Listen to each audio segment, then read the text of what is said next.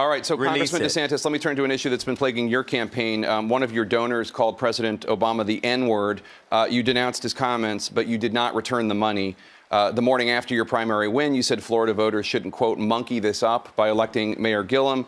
You insisted your comments had nothing to do with race. But what do you say to Florida voters who have concerns about your keeping the money from that contributor, your comments, and about your tolerance? Because he made a mistake, he apologized. Here's the deal. You look at my record, whether it's in the military, when we're downrange in Iraq, it didn't matter your race. We all wore the same uniform. We all had that American flag patch on our arm, and that was end of story. You look at me as a prosecutor working with law enforcement. It didn't matter the race of the victim. We were there to support the race of the victim. So Floridians can know that I'll be a governor for all Floridians. That's the only way you can do it. It doesn't mean we're going to agree on every issue, but you know what? If we disagree tomorrow, maybe 2 weeks later, we'll find some common ground. So that is what I believe. And here's the thing. I look at what Andrew has done in terms of aligning himself with groups like the Dream Defenders, who he stood on the debate stage, said he stood with them, he stood by them. But one of their main planks of their platform is to boycott, divest, and sanction the state of Israel. They say Israel's a genocidal apartheid state. They attack law enforcement and the police. So that, to me, is very divisive. I don't think he should have signed that Dream Defenders pledge. I think he should disavow them. Because I can tell you this, if you want to unify Florida, taking positions about Israel like that, that may be unifying if you're running for the mayor of the Gaza Strip. It ain't unifying here. We're a pro-Israel state, and we need to do that. Mr. Mayor? Well, let me just simply say, my relationship with Israel is beyond reproach. I'm the mayor of a city that has a sister city relationship in Israel with the city of Ramat HaSharon. I've been to Israel 3 times, and I've had rabbis from my community come to my defense in this regard. That was a clever attempt to get away from the fact that Mr. DeSantis himself used to moderate a xenophobic, racist Facebook page. Oh, that is not true. It is, in fact, the truth up until you became the Republican nominee. Let's just do one at a time.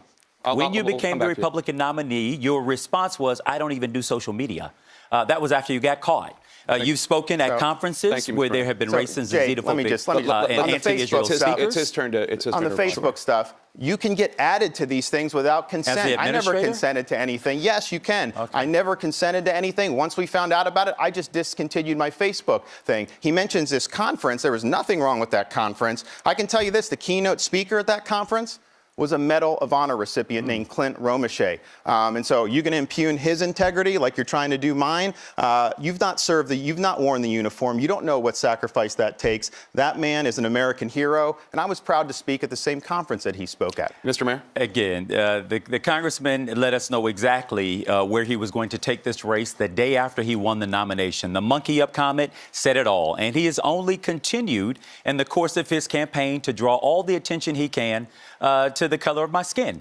And the truth is, you know what, I'm black. I've been black all my life. So far as I know, I will die black.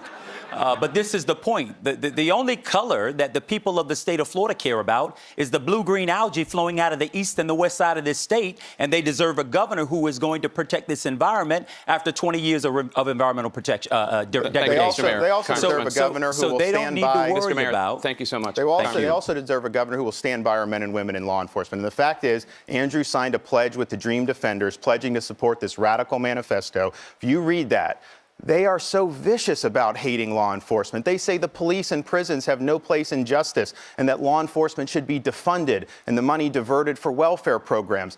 The people who put on that uniform and risk their lives for us should be applauded. They should not be denigrated by a radical pledge. You should not have signed that. That is a huge mistake. So first of all, I have no idea what pledge he is talking about. The only thing that I said is that as governor, I will not see private prisons operating here in the state of Florida. If you want to know about my record with police, because I got public defenders and sheriffs all over this state who endorsed me in this race for governor. We hired more law enforcement officers so they could do their job. Thank you so much. We're going to take a quick break. We'll be right back with more of the CNN Florida Governor's Debate. Thank you so much.